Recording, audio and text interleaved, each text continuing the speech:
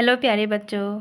आज हम लोग नैतिक शिक्षा की चैप्टर नंबर 2 जिसका नाम है माँ, ये हम लोग पढ़ेंगे।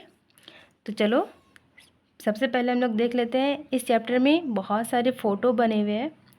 एक बार हम इन फ़ोटो को देख लेते हैं, है ना। बहुत अच्छे लग रहे हैं ना फ़ोटो में। ये क्या लिखा हुआ है बताओ मुझे। क्या ये ओम लिखा हुआ है? हाँ, ये ओम लिखा हुआ है। और क्या है? यह इधर 2 बच्चियाँ हैं, यहाँ पर एक बच्चा है और यहाँ एक बच्ची है।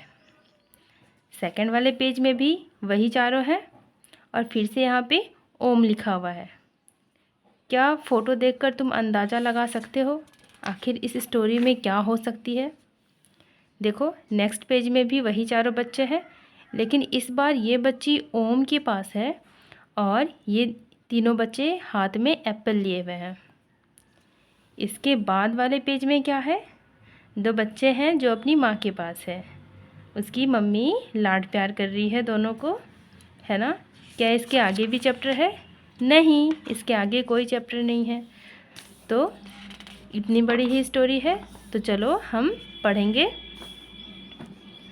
बच्चों, आपने अक्सर अपने माता पिता, दादी दादा या नाना नानी को ईश्वर के घर के बारे में बात करते सुना होगा। हम इस धरती पर रहते हैं और कहा जाता है कि बादलों के ऊपर ईश्वर का घर है। आओ आज तुम्हें ऐसी ही एक कहानी सुनाते हैं। एक बार की बात है, ईश्वर के घर में कुछ बच्चे खेल रहे थे। क्या ये वही बच्चे हैं जो ईश्वर के घर में खेल रहे थे? चलो आगे पता चलेगा। तभी वहाँ ईश्वर आए और उनमें से एक बच्चे को अपने पास बुलाया। क्या ये वही बच्चा है जिसे ईश्वर ने अपने पास बुलाया?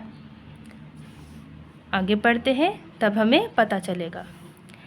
ईश्वर कहते हैं, बिटिया अब तुम्हारा धरती पर जाने का समय आ गया है। चलो तैयार हो जाओ। ये ईश्वर है ना। और ईश्वर इन चारों में से एक बच्ची को बुलाते हैं अपने पास और कहते हैं कि चलो अब तुम्हें धरती पर जाने का समय आ गया है, तो तुम अब फटाफट से तैयार हो जाओ। तो बच्चा कहता है, प्रभु धरती पर कहाँ और क्यों जाना है? तो ईश्वर कहते हैं, बिटिया सभी को धरती पर जन्म लेना पड़ता है, अब तुम्हें जाना है। आगे पढ़ते हैं।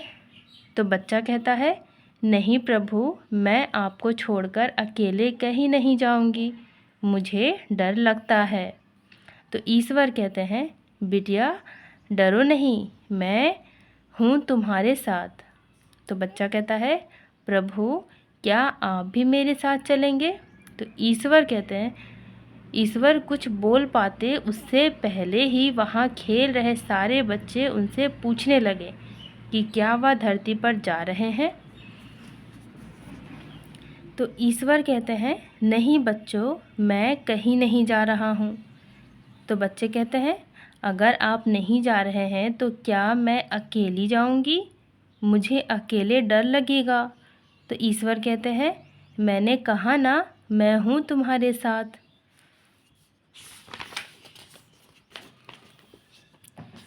तो बच्चा कहता है, कैसे? आप तो यहाँ रहेंगे, अगर मैं कहीं खो गई या बीमार पड़ गई तो मुझे कौन देखेगा? तो ईश्वर कहते हैं, मैं हूँ। अब बच्चा कहता है, आप तो यहाँ हैं, मुझे कौन लोरी सुनाएगा? या मैं रोने लगी तो कौन मेरे आंसू पोंछेगा? तो ईश्वर कहता है, बिटिया तुम क्यों इतना घबरा रही हो, मैं हूँ ना। बच्चा कहता है, मुझे भूख लगी तो खाना देने को किससे कहूँगी? ईश्वर कहते हैं, तुम्हें भूख लगने पर किसी से कुछ कहना नहीं पड़ेगा, वहाँ तुम्हारा बहुत ध्यान रखा जाएगा। बच्चा कहता है, कैसे? कौन रखेगा मेरा ध्यान? ईश्वर कहते हैं, वहाँ धरती का ईश्वर जिन्हें तुम माँ कहकर बुलाओगी, तुम्हारा बिल्कुल वैसा ही ध्यान रखेंगी जैसा कि यहाँ रखा जाता है। तो बच्चा कहता है, माँ? ईश्वर कहते हैं, हाँ माँ, धरती पर हर परिवार का अपना ईश्वर, मेरा ही रूप है। यह सुन उस बिटिया ने निश्चिंत होकर धरती पर जन्म ले लिया। हो सकता है कि इस कहानी की बिटिया शायद तुम में से ही कोई हो। तो बच्चों, ये हमने चैप्टर पढ़ लिया। कहो, ये कहानी तुम्हें कैसी लगी? अच्छी लगी ना? तो चलो वीडियो को लाइक कर दो और मेरे चैनल को सब्सक्राइब ज़रूर करना। Bye bye.